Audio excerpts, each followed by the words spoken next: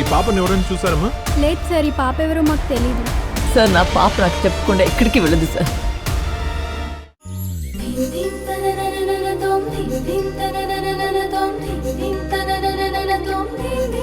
నాన్న, అందరూ నీకు ఆడపిల్ల అని, కొడుకు పుడితే బాగుండేది అని అన్నప్పుడు నువ్వు తలకొరిమి పెట్టేవాణ్ణి కొడుకు అంటారు.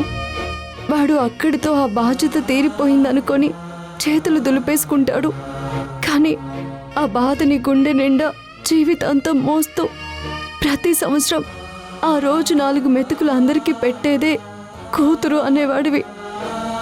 కూతురిగా మీకోసం ఏమీ చేయలేని నా నిస్సహాయతకి క్షమించండి.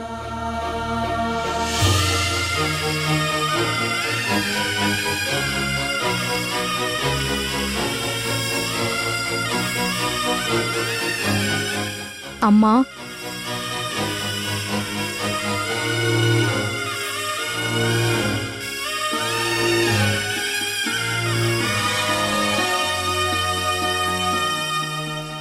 ఇక్కడ లేని వాళ్ళకి భోజనం అని బోర్డు పెట్టారు, కానీ వడ్డన చూస్తుంటే మాత్రం ఉన్న వాళ్ళ ఇంట్లో విందు భోజనం చేసినట్టుందమ్మా.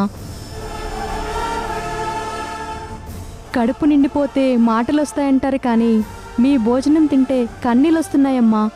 ఇంత మంచి మనసున్న మీరు చల్లగా ఉండాలమ్మా. ఆ దీవెనలు నాకు కాదమ్మా, ఈరోజు మా వియ్యంకుడి సంవత్సరికం.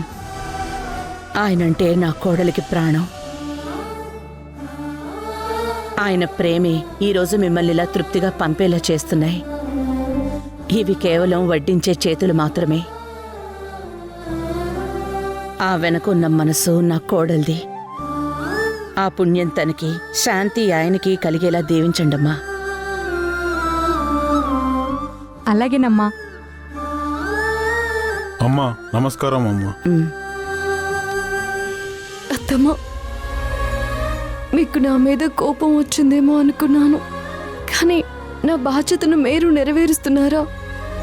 అమ్మ లేని పిల్లలకి అత్తయ్యే అమ్మ అవుతుందని మా నాన్న చెప్పేవారు.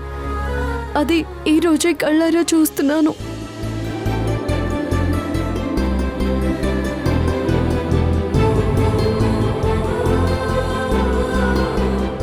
ఓం రాజాధిరాజాయ ప్రసహ్యసాహినే నమో వయం వై ఈ శ్రవణాయ కుర్మహే సమే కామాం కామకామాయ మహ్యం కామేశ్వరో వై శ్రవణో దదాతు కుబేరాయ వై శ్రవణాయ మహారాజాయ నమో నమః భద్రకాళీ వీరభద్రస్వామినే నమో నమః ఆపదామపహర్తారం దాతారం సర్వసంపదాం లోకాభిరామం శ్రీరామం భూయో భూయో నమామ్యహం. దీపం దర్శయామి. స్వామి, నా ఇంటి మహాలక్ష్మి ఎక్కడున్నా అది బాగుండాలి. తన తండ్రి ఆత్మకి శాంతి దొరకాలి. అది తొందరగా ఇంటికొచ్చేయాలి. అది లేని ఇల్లు దీపం లేని గుడిలా ఉంది. దాన్ని త్వరగా వచ్చేలా చెయ్యి తండ్రి.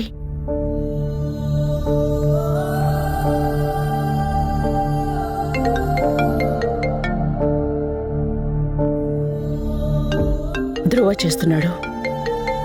ఎస్టేట్కి వసుంధర ఏమైనా వచ్చిందేమో. ధ్రువ, నీ కాల్ కోసమే వెయిట్ చేస్తున్నానరా. వసుంధర ఏమైనా కనిపించిందా? లేదమ్మా, తను రాలేదు. తను రాదని తెలిసినా వస్తుందేమో అన్న చిన్న ఆశ. మామయ్య గారికి పూజ తర్పణం అన్ని పద్ధతులు పూర్తి చేశాను. వస్తే ఈ పాటికే వచ్చేది. ఇంకా రాదేమో అమ్మా. సరే ధ్రువ, నువ్వు బయలుదేరు. భాస్కర్ని ఒక కంట కనిపెట్టుండు మను. అలాగే అమ్మా.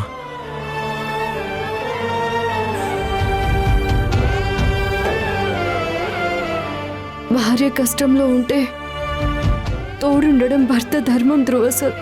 కానీ తను లేనప్పుడు తన బాధ్యతను మోయడం అదృష్టం. నా అదృష్టం మీరిద్దరు. నా దురదృష్టపు ఛాయలు కూడా మీ మీద పడకూడదు. భాస్కర్, నేను అమ్మకు కాల్ చేసి చెప్పాను, వెళ్తాను.